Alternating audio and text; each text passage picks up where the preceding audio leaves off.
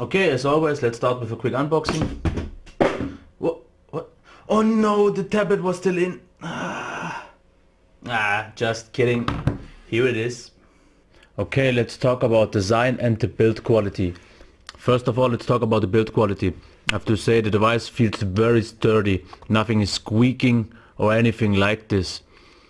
The materials are pretty premium, but I have to say the finish could have been a bit more grippy. It's not as grippy as on the old one, but it feels maybe a little bit better, but like I said, it's not as grippy. If you hold it like this, it's no problem at all, but if you hold it like this, sometimes it could slip you out of the hand. This could be improved, but it definitely feels more premium. And otherwise, you know where the ports are. Here is the volume rocker and the power on, here's the camera, and here's the micro USB, and that's already the first thing I have to complain about. You see how much it is sticking out and this weird edge, and I hold my device mostly like this, and my finger is always scrubbing against this edge, and that's a bit annoying. It was already on the old one, but since it doesn't stick out that much, it wasn't that much of a problem. But on the new one, I have to say it's even more of a concern for me. And no matter how much I try to go off one side or the other side, I always end up in the middle, and that's a bit annoying. But otherwise, there is nothing to complain about. The build quality is very premium. And another thing, the device is for me almost too thin, because the edges, even rounded as they aren't as rounded as on the old one, and the old one almost feels a bit more comfortable in the hand because of the better rounded edges. So I would have been okay if they have made it a bit thicker, or made at least some of the edges a bit more round. But otherwise, nothing to complain itself on the build quality. It's absolutely fantastic. Great. Okay, let's talk about the display quality. I have to say I don't want to say that much about it because it's absolutely awesome and you don't have to say much. If you look just at the colors, the old one and the new one, the new one is so much more saturated, what was really a big issue on the old one because colors looked washed out. What was always a problem on Nexus devices like the 10 or the 4, they fixed this definitely. The saturation is pretty much perfect. As you can see, the viewing angles, I have a lot of glare, but the viewing angles are fantastic as well, and you don't get this blue hue like you get on the 10 when you tilt it too much with a dark screen. This one is absolutely fantastic. It's super sharp, super bright, as you can see here. My camera has a bit trouble by it, but otherwise the display is really outstanding. Okay, let's check the sound real quick. I have to say the first thing I heard the Nexus 7 would have stereo speakers. I instantly thought the sound would be much better than it is, but in reality things are slightly different. Let's check it now. I'm not sure how well it translates over the microphone, but still.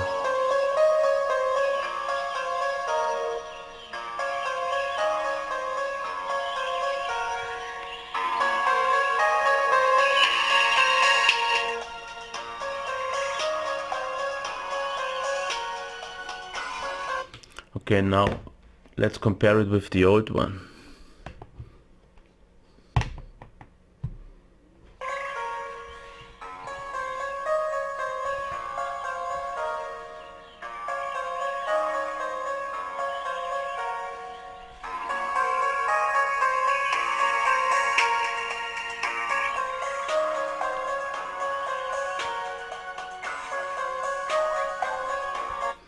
Okay, I hope it translates well enough, but the thing is like that. The new one seems to be slightly louder and the treble seems to be slightly higher as well and slightly better even. But the old one has the richer sound, the more fuller sound. It has even a little bit of bass and mids, which the new one practically doesn't have. And if you listen to music and a lot of movies, then the old one is maybe even slightly ahead. But if you watch a lot of YouTube videos where there are mostly voices, then the new one could be again slightly ahead because of the better treble and the slightly higher volume. but overall I'm still a bit disappointed, because if there are stereo speakers, they should definitely be on the top and not on the back. But still, there's a lot of improvement left for next year's model. Okay, let's talk about the performance. The first thing I want to mention is I didn't notice any sort of throttling or loss of performance or anything like this. The performance was always the same after an hour of gaming or not. Maybe it did throttle, but like I said, not noticeably. And the next thing I want to talk about is lag or everything related to that. A lot of reviewers, or maybe even all of them, tell you the Nexus 7 is lag free. And I'm just not okay saying that. The first reason is I don't believe in a lag-free Android device, not yet. Even the Snapdragon 800, I'm sure you will get it to lag. Okay, like you see here, it is pretty smooth. Of course, I'm not saying it isn't smooth or the performance isn't good, but there is certain kinds of lag you will see. Like you see here, it is still smooth. But from time to time you see a small little lag. I don't say it's anything worse or anything bad, but it's there. If you could see, like you could see here, if you do a fast stroke, a fast flick, you will see it lag. And especially apps like G+, who always load things in the background, you will get them to stutter from time to time. I just wanted to show you this. I'm not saying the performance is bad, anything else like this. The performance is great. It is really amazing. So don't get me wrong here, but I just don't want to say it's lag free. I'm just not okay saying that. Like I've already shown you, the browsing experience is really nice. You can see the scrolling is really buttery smooth, and only stutters if it's still loading. And I have to say, to my surprise, even Chrome is smooth. I didn't really expect that to happen with this processor. I thought you need at least the Snapdragon 800 or something like this with Android 4.4, but as you can see here, Chrome is running pretty fine. It's still not on the level of the WebKit engine, but it's pretty close. And one thing I want to show you is the pinch to zoom. You can see this is almost instantly pretty fast, and on Chrome there's quite a delay. Nothing to concern about, but as you can see, it's a bit weird. Oh, what's happening now? Doesn't matter. But that's the thing. Okay. But as I said, the performance is really great. Nothing to complain here. You won't get anything better right now. If I would have a phone like this with that performance, I wouldn't complain at all. I would be really happy with it. Okay, if I quickly compare this device performance with the Tegra 4, I have to say the Tegra 4, of course, is in overall smoother. Especially apps like Falcon, you can see sometimes it gets stuttery with fast scrolling, but it's not by much. Then the Tegra 4 was better, and in gaming performance as well. But you know, if you saw my review, Tegra 4 has this heating issue, overheating and throttling issue, which the Nexus 7 doesn't have. So that's a huge plus on this side. But of course you have to keep in mind the Tegra 4 is competing against the Snapdragon 800, and the Nexus 7 is running more like an underclocked Snapdragon 600 S4 Pro. And considering the specs of this device, it's definitely way more than you should expect from a $229 device. Compared to this, it's really amazing. You get a huge bang for your buck. Don't get me wrong. The device's performance itself is amazing. Okay, let's talk real quick about games. I tried Asphalt 8, I tried Riptide and such things, and I have to say, games like Riptide run perfectly with about 40 frames per second at average. That's way more than you need. Absolutely fantastic. Asphalt 8 could run better. It runs with about 25 frames per second, and that's not really enough for me to get a pleasurable experience. But I don't think that's the device's issue. It's more of an issue of the optimization of the game itself. So I can't really complain here.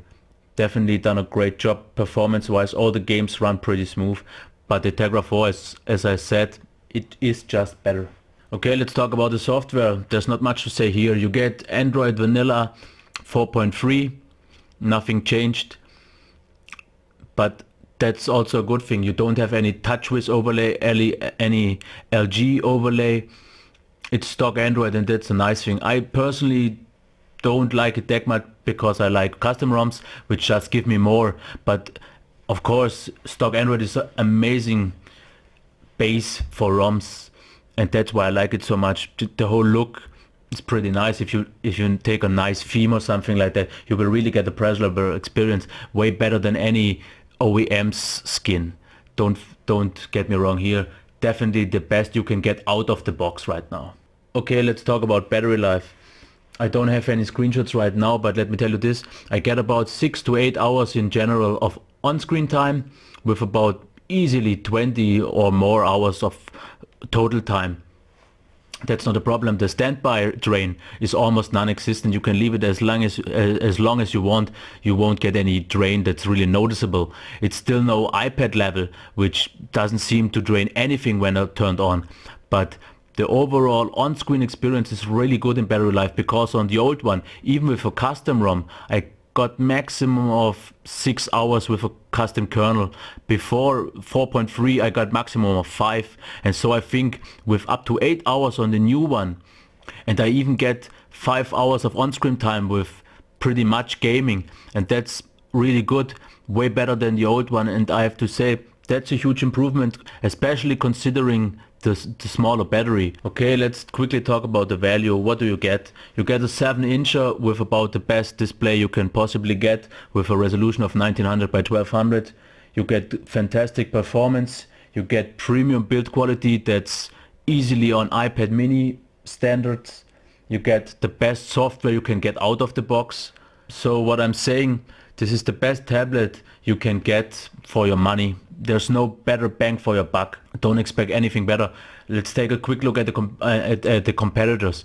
There's a G-Pad which has a bigger display, the same resolution, maybe a better performance because of the CPU, but you don't notice so sure because of the optimization of the device itself and the heavy UI overlay.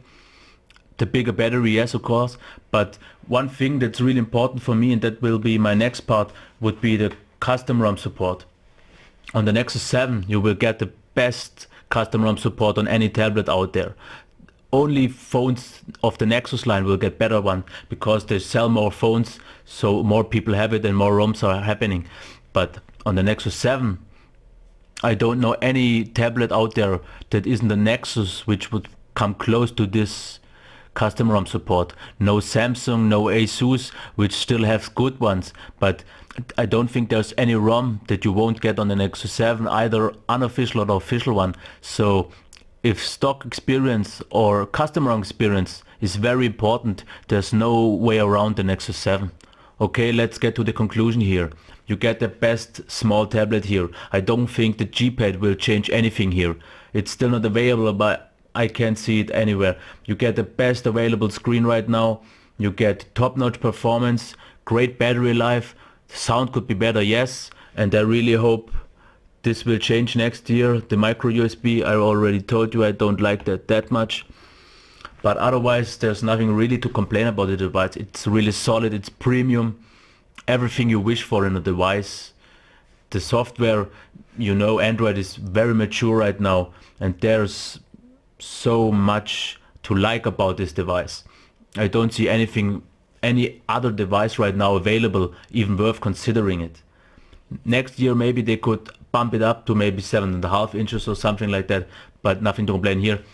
For people who are maybe asking themselves if they should change or upgrade from the old Nexus 7, I would definitely say yes. If you don't have one, of course, then even more, because you won't get anything better. But for the old one can't compete with the screen nor the performance. The sound, okay, yes, but otherwise no chance. If you like 7 inches and you have the money or can spare it or even think about it, save up the money and get it. It's really awesome. I highly recommend it. If you are searching for a small something about 7-inch tablet, gets my highest recommendation. Okay, this was my Nexus 7 2013 review. I hope you liked it. I hope it helped you to make a decision whether to buy or not. Please leave me a comment, give me a thumbs up, reshare it with your friends. Yes, bye.